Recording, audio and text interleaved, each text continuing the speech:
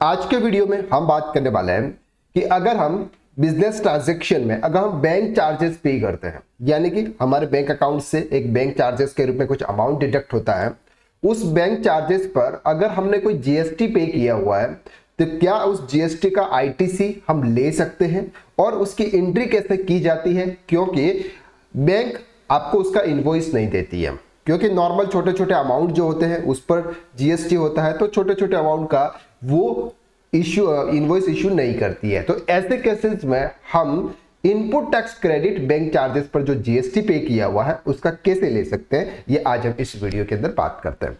देखिए, हम सबसे पहले जो ट्रांजैक्शन रिकॉर्ड करते हैं वो बैंक स्टेटमेंट से करते हैं।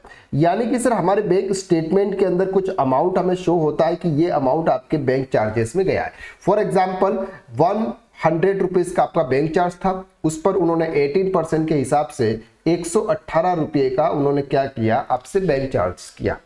ये आपके अकाउंट से ये डिडक्ट हो गया। उस समय आपने क्या एंट्री पास की sir, bank charges account debit, bank charges account debit 1182, जो भी आपकी बैंक होगी उस बैंक को आप क्या करेंगे, क्रेडिट करेंगे।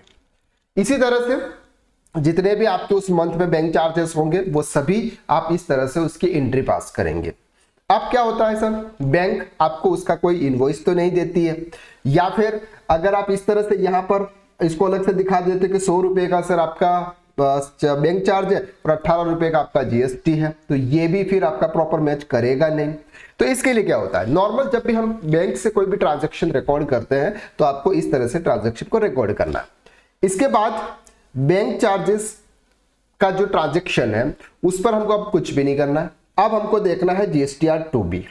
जीएसटीआर 2B में हमारी कौन सी बैंक थी, फॉर एग्जांपल हमारी बैंक थी सर एसबीआई बैंक। अब एसबीआई बैंक के हिसाब से वहां पर जीएसटीआर 2B के अंदर कुछ भी अमाउंट शो हो रहा है कि नहीं हो रहा है। अब जरूरी नहीं है कि सर आपका जितना भी बैंक चार्जेस आपने वहां पर पे किया है वो सीक्वेंस वाइज आपको वहां पर उसका अमाउंट मिल जाए।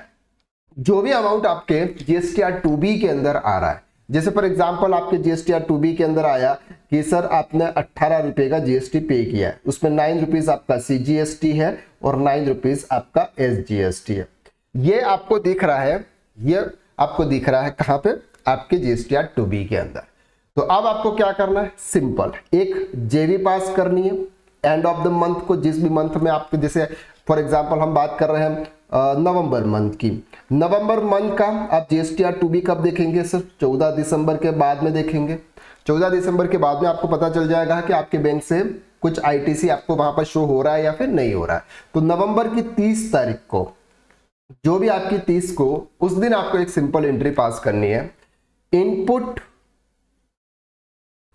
सीजीएसटी जो भी आपने लेजर्स क्रिएट किया होगा 9 रुपीज और इनपुट एसजीएसटी जो भी आपने लेजर्स क्रिएट किया 9 रुपीज।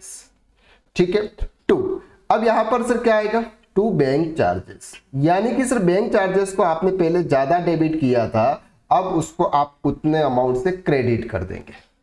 जब उतने अमाउंट से आप क्रेडिट कर देंगे तो क्या हो जाएगा, आपका जो बैंक चार्जेस पहले 118 से डेबिट था, अब 18 रुपया क्रेडिट हुआ, तो नेट फिगर कितना आ गया आपका, 100 रुपीज। और आपका जो जीएसटीआर 2B है उसके हिसाब से भी आपका इनपुट टैक्स क्रेडिट जो भी होगा वो प्रॉपर तरीके से मैच करेगा, और आप इस तरह से बैंक चार्जेस पर लगने वाले जीएसटी का इनपुट टैक्स क्रेडिट ले सकते हो। अब सर यह है कि ले सकते हैं नहीं ले, अगर आपने जैसे कोई बिजनेस है, आपका बिजनेस है और आपका बिजनेस और आप बिजनेस से ट्रांजैक्शन कर रहे हो आपके बैंक से, इसका मतलब तो वो बैंकिंग बिजनेस ट्रांजैक्शन है, कोई पर्सनल ट्रांजैक्शन नहीं है वो। तो जब बिजनेस ट्रांजैक्शन अगर हम कोई भी कर रहे हैं और वहां पर अगर हम कोई भी जीएसटी पे कर रहे हैं तो उसका आईटीसी तो मिलना ही चाहिए। तो आपको उसका आईटीसी इस तरह से आप अवेयर करेंगे। आई होप कि इस वीडियो के माध्यम से आपका जो भी कंफ्यूजन था वो कंफ्यूजन आपका क्लियर हो चुका है। तो आज के लिए बस इतना, नेक्स्ट वीडियो में फिर मुलाकात करते हैं, तब तक के लिए थैंक यू सो मच।